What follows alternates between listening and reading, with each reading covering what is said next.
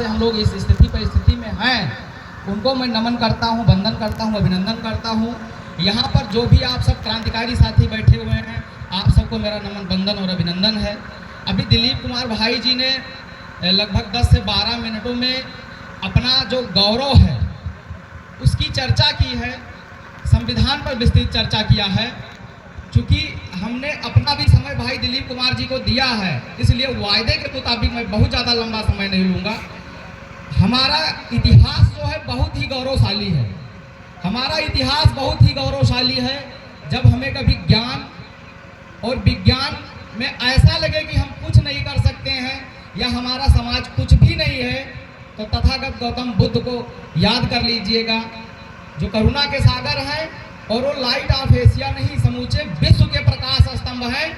आज जहाँ पे वो पैदा हुए हैं, जहाँ पे पले बढ़े हैं, जिनके लिए उन्होंने बहुत ज़्यादा काम किया है, वहाँ पे भले ही उनको थोड़ा सा कम तरजीह दिया जा रहा हो, उनके विचारों को कम तरजीह दिया जा रहा हो, लेकिन समूचे विश्व में और अधिकांश देशों के लिए जो शासन प्रणाली है, वहाँ के शासक और वहाँ की प्रजा दोनों, वहाँ की जनता दोनों तथागत बुद्ध के विचारों पे चल रही है।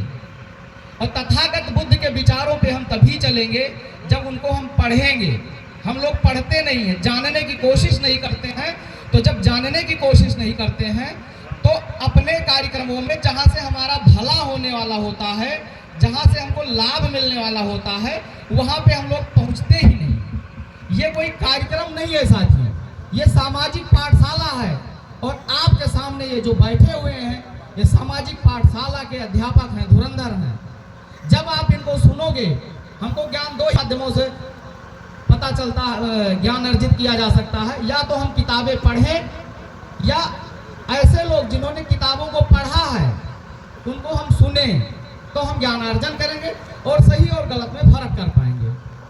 दूसरी बात है, जब कभी हमें अपने योद्धा होने पे शक हो, जो आज तलवारें भांज रहे हैं, मुझे कहने में कोई संकोच नहीं है, जो आज तलवारें भांज रहे हैं, उनको याद दिलाने का समय है कि हमारी तलवारें ऐसी चमकती थी कि अखंड भारत काबुल और कांधार तक फैला हुआ करता था।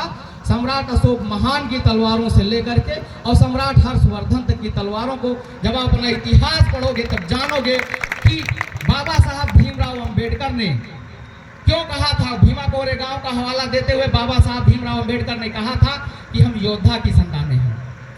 साथियों, मौजूदा परिदृश्य में हम थोड़ा सा प्रकाश डालना चाहेंगे कि हम लोग क्यों पीछे हो रहे हैं।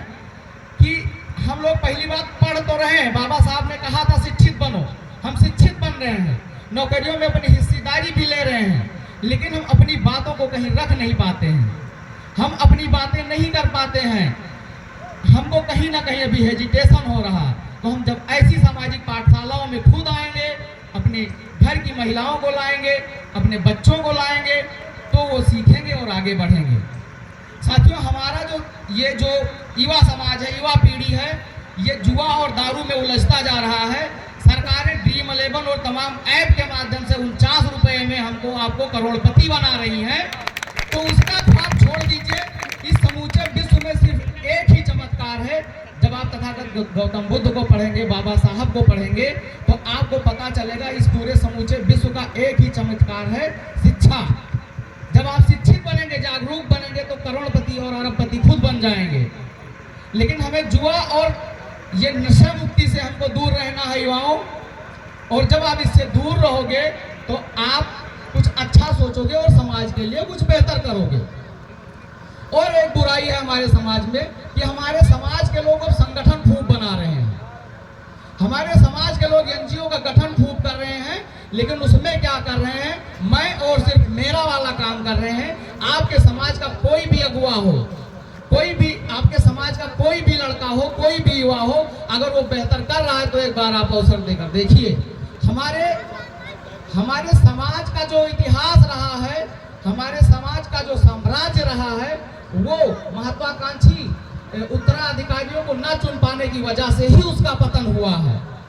तो इन चीज़ों को हमें ध्यान रखना है कि सोसाइटी बनाना है और सोसाइटी में बेहतर कार्य करना है और अपने इतिहास को, अपने गौरव गाथा को, अपने साहित्य को ज़्यादा से ज़्यादा प्रचारित और प्रसारित करना है। जब भी ऐसे कार्यक्रम हो तो वहाँ पे कुछ मुझे लगता है कि साहित्य का भी जो है बांटना चाहिए। और बहुत ज़्यादा अब हम नहीं कहना चाहते क्योंकि हमारे बड़े बड़े वक्ता हैं, अभी हम सुनेंगे और हम लोग अभी सीख ही रहे हैं, इसलिए बस इतना ही कहना चाहेंगे कि अपने तीज त्यौहार होने चाहिए। जिन तीज त्योहारों से हमारा नुकसान होना है उन्हें अवॉइड करना चाहिए और अपना ही अभिवादन होना चाहिए, अपने सभ्यता और संस्कृति को पुनर्जीवित करना चाहिए। और मौजूदा सरकारों के लिए और जो भी सरकार आए उनके लिए हम एक ही बात कहना चाहते हैं, या तो जातियों को खत्म कर दो या तो जातिगत जनगणना करके जल और जंगल और जमीन में बराबर की हिस्सेदारी दे दो। नहीं तो अब क्रांति बहुत आगे बढ़ रही है, अब ये 85% युवा बहुत जागरूक हो चुके हैं और सब कुछ बदल के रख देंगे। जय जोहार, जय विज्ञान, जय संविधान।